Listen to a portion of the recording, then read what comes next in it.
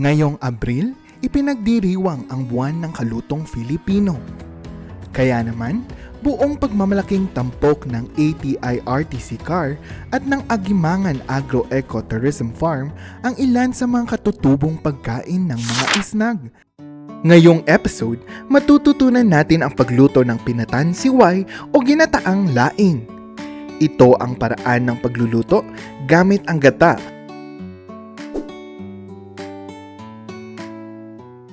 Naimbagngal daw tayo.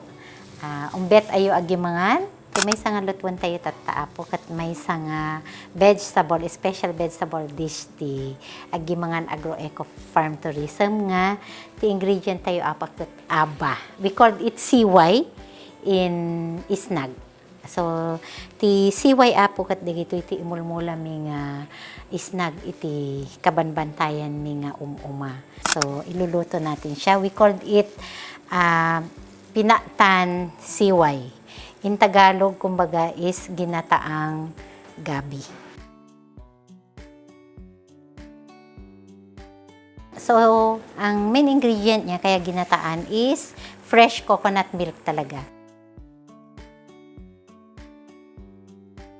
Then, isabay-sabay na actually yung ingredient. So, isa yan na nagiging healthy po ang mga native delicacies namin kasi hindi talaga nawawala yung luya sa mga pagkain ng agimangan. So, bawang, yan lang po.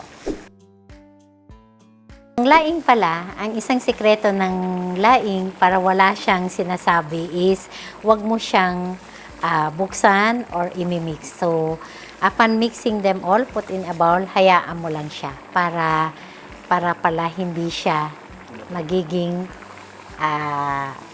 makati pag kinakain. Iyon pala yung sensitive part ng laing. And then, lagyan ng konting patis as usual.